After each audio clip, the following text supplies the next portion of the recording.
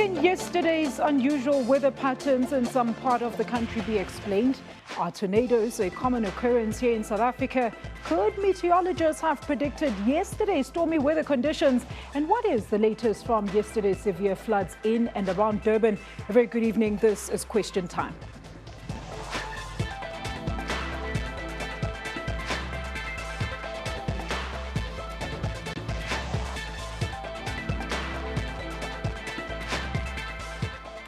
Welcome to Question Time. I am Alicia Jali. Now, various parts of the country were hit by severe and unusual weather conditions yesterday. The Western Cape, the Eastern Cape, as well as parts of the Free State experienced some heavy snowfalls. In KwaZulu-Natal, roads and bridges were flooded and some railway lines were washed away following heavy rains in and around the city of Durban. 4 people are reported to have lost their lives in the process. In Ekurhuleni, the roofs of the Phumulani Mall and several houses were also blown off after a tornado hit the area yesterday afternoon. While some weather experts say this winter season is the warmest ever, yesterday's sudden storms and flash floods took many people by surprise. We are live, therefore you can call us and air your views. The number to dial is 089-110-4210 or 0027-89-110-4210. My guests this evening, I'm Duduzi Mthembu, who is an SABC meteorologist, and of course joining us from our Durban studios is Mr. Robert McKenzie, KwaZulu-Natal Emergency Services spokesperson. Gentlemen, a very good evening to both of you. Thank you for joining us, Mdu. Thank you very much, Alicia, for inviting me here today. Robert, good evening. Thank you for joining us on Question Time. Thank you very much. It's a pleasure being on your show.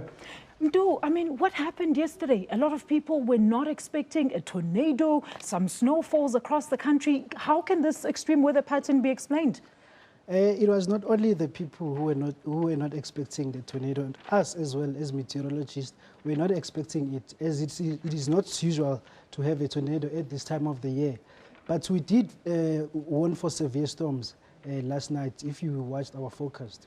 Robert, do tell us, I mean, what is the latest? We've seen pictures emerging on social media of flooded streets, as well as motorways, as well as towns. What is the current cleanup efforts, as well as getting aid to the affected areas? Yeah, as much as it was unexpected rain that started, today is surprisingly sunny. It's been actually a lovely day here in KZN, and it's been a lovely day, and cleanup efforts are continuing. Disaster management teams are out in the districts assessing what damage has occurred and assisting the communities that are affected. Maybe give us more detail, Robert, as into which areas are most affected. Well, the Ekurhuleni district as well as the Umthungulu district are the districts that are greatest affected. Like you mentioned, tragically 4 people have lost their lives in these floods. Mdu, I mean, you said earlier on even meteorologists could not predict this. Why? If a meteorologist tells you that there will be a tornado, they will be lying to you. But we are able to forecast conditions that are favorable for the development of severe storms that can also produce tornadoes. So what we saw yesterday, we had a cut-off low pressure system in the upper levels of the atmosphere. Then at the surface, we had a reaching high pressure system. The cut-off low pressure system was responsible for the unstable weather conditions over the interior. But along the coastal areas, we had a reaching high pressure system that was responsible for the influx of moisture from the ocean towards the inland. Combining those 2 systems, that's what we got yesterday. Mdu, you'll show us on the graph when we come back after the break. But I just want to know, and a lot of people want to know this, I've never in my life seen a tornado in South Africa. Is it a common occurrence? It's actually not common per se, but it does happen from time to time, not at this time of the year. We usually get it at the beginning of summer or at the end of summer. That's when we get some cold air meeting with warm air. But during winter, it is just that system that we had was very severe. That's why we ended up having a tornado. But usually we don't get tornadoes, and we don't get them at this time of the year. Robert, back to you. I mean, how is the process now of getting the necessary aid to those affected areas? Is it running smoothly? I mean, you did mention that today it's quite a sunny day out in Durban. Yes, the weather has definitely played to our advantage today. Disaster management teams have accessed the communities and are busy and have already distributed aid to those people that needed already on Monday night. Some people were evacuated and placed in shelters. And then the weather today has certainly contributed to us providing aid and COCTA providing aid for this emergency. A lot of people have called this one of the warmest winters that we've ever experienced. Was it due to the drought, and could it be the reason that we're seeing such extreme weather changes then?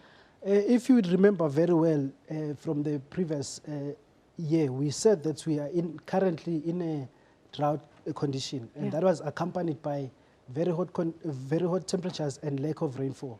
So because climate doesn't change abruptly, it takes time for it to change from very hot to cold conditions. So from the summer, which was hot, to the winter, it dipped because it's going to winter, but the change in the temperatures was not that significant because we are coming from a very hot summer. So it is actually part of what we are calling global warming. Temperatures have been increasing over the past couple of years, especially the previous year we had one of the warmest summers. So from a warmest summer, definitely we'll get one of the warmest winter instead of a cold one. And Mdu, how long can we expect this extreme weather pattern to last? If you can listen to other meteorologists, they're always talking about climate change, global warming, and all those things. It's not a thing of just one season. Climate change takes a couple of years, even decades. So this upward trend of temperatures warming up is actually going to be happening for the next couple of years, because it's contributed by mostly greenhouse gases. And that is busy continuing. So the more there is greenhouse gases being emitted into the atmosphere, the more warm conditions we're going to be seeing. Robert, do tell us, in great detail, how have the communities reacted to this? Have they heeded the call to move to higher ground, as well as, give you assistance as the emergency services so as to speed up the process of getting that necessary aid to them? The communities in general have been very helpful towards us. They've been helping the people accessing the areas. One thing that is obvious that didn't happen is, especially when there was the heavy rain falling on Monday and Tuesday, especially on Monday night and Tuesday night, is it's obvious that many people didn't adhere to our advice to please drive carefully on the roads and to increase their following distances due to it being such poor weather. As on Monday night as well as on Tuesday night, we responded to many motor vehicle crashes, and people did get injured in these crashes. However, at this stage, fortunately, not any catastrophic crashes or major crashes. But the communities in general are being very helpful. It's actually quite amazing to see how the communities are pulling together during this time. We're hearing stories, some heroic stories, how people have gone into water to rescue people, just normal people, not rescuers. They've gone into water to rescue people. And we've heard several stories how just normal people have done extraordinary things and gone to rescue people out of flooding waters, out of flooded cars. So it's actually quite amazing to see how the community is pulling together, not just during the storm, but also after the storm with the mopping up operations. I was down in Amamzantoti, where you've got pictures on the screen now, and the people were just pulling together, mopping up, sweeping up, and just getting things done, trying to get their lives back on track. Also, it's quite amazing to see as the NGOs and who are coming in now to provide food and blankets, etc., for these affected communities. That was my next question, Robert. Have you received extra aid from, of course, the government as well as NGOs? If you can go into great detail on that. Yeah. Well, fortunately, there is some aid coming in via the NGOs, which we are very grateful for, as well as the communities. They, the recipients of this aid, are also very grateful. At this stage, remember, with I speak for emergency services, so we deal mostly during the time of emergency, especially now when the worst has passed and it's the management of this emergency that needs to continue. This falls more into the area of COCTA and their disaster management areas. So they are out, and especially today, they've been very active. They've had their joint operations centers sitting, and not only that, they've gone out into the communities and found out exactly what it is these communities need, what the structural damage has been. They've been putting a cost to all of this, all of the damage. So they've also been very active in this. All right, let's quickly take Paki from Cape Town on the line to us. Paki, a very good evening to you. Thank you so much. Do go ahead and air your views.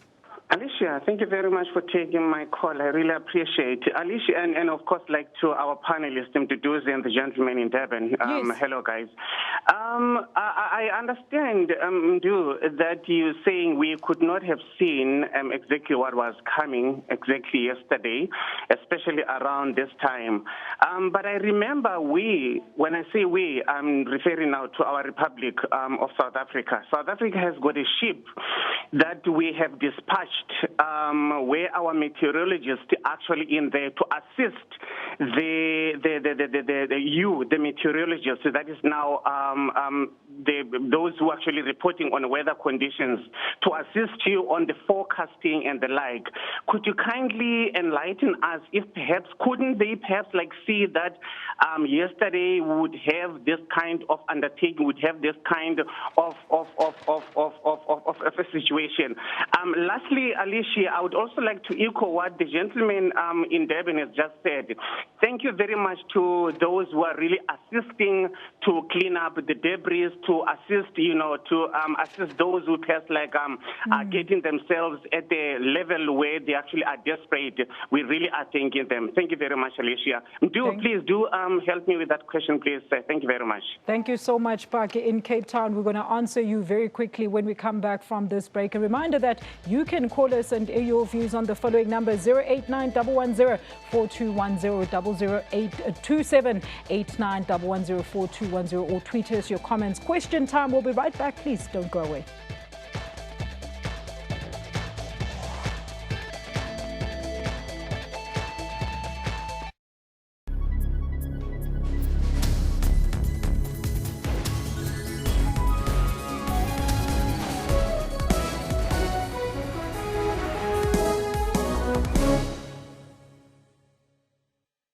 Mr. President, thank you for choosing the moon. Oh, this view is magnificent. This has to be the proudest day of our lives. Not hungry, huh? Is he eating? Nope. Okay, Commander. Come with me.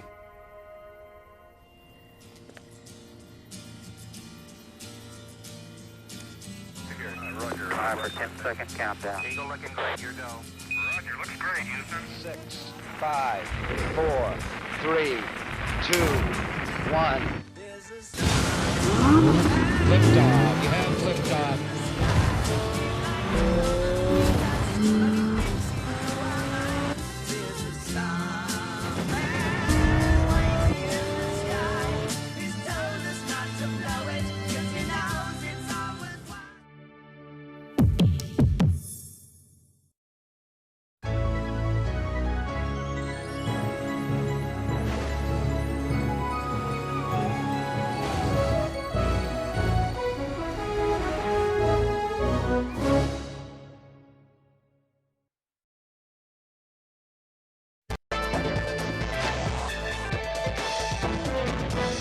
Welcome back. You're still watching Question Time, and we are discussing, of course, the latest or the recent extreme weather patterns that were experienced later yesterday across the country. My guest, Mduduzi Mthembu, SABC meteorologist, and of course, joining us from our Durban studios is Mr. Robert McKenzie, the KwaZulu-Natal Emergency Services spokesperson. Robert, maybe just first, Paki there was relaying his thanks to the services and, of course, the communities for their assistance, as you have mentioned. If you can quickly just appeal to more communities, how can they assist in such times?